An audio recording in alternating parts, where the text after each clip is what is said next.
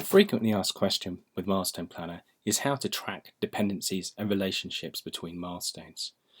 We always advise people to think about that carefully because really dependencies should be a negotiation, and it's about understanding and assessing the impact and helping people to make the right decisions based on the plan.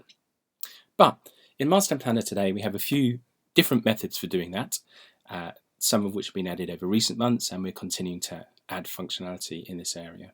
So here I've got a very simple milestone plan, and obviously I can click and add milestones in the normal way and click anywhere in the timeline. Workstreams, which is the grouping of the milestones here, is our default way of adding things and expressing relationships in a plan. You can use that to represent teams or areas of work and activities. Here I've got a workstream for engineering, for marketing and sales to show you one of the ways of dealing with relationships between milestones. Now obviously I can click and drag individual milestones to change the dates, and that's the main method of updating your work streams and milestone plan.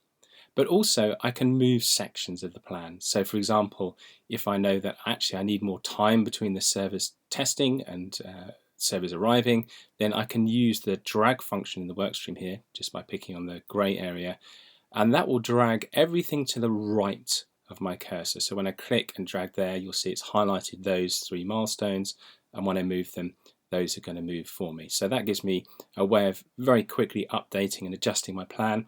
If I want to move everything in a workstream, then I can click here right at the beginning of the workstream and move all of those milestones at once. So it's very quick and easy to update milestones in a plan. Now again, if something is marked complete already, so if I mark this complete here, then you'll see the progress bar move along.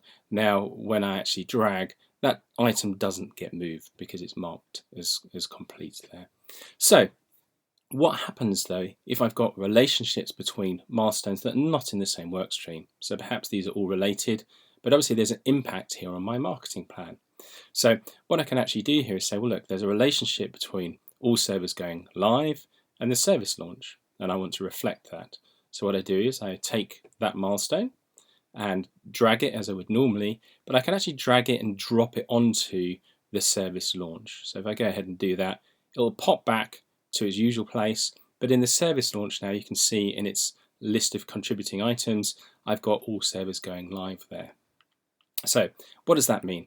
Well, that means now that when I move the all servers live milestone, then the service launch milestone will move with it. So I'll show you that. So if I move this now and drag it, you'll see that the service launch milestone follows it. So if all servers live becomes late, I simply move it and it updates that other milestone.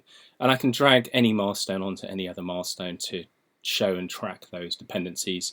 And when I look at the all servers live milestone, then actually that will show up there in its parent. So you can see service launch is one of the parents of all servers live to tell me that that all servers live milestone is contributing to my service launch. So that's an additional way of tracking and expressing dependencies in your work streams across different work streams. Again, just making it faster and easier to keep your plans up to date.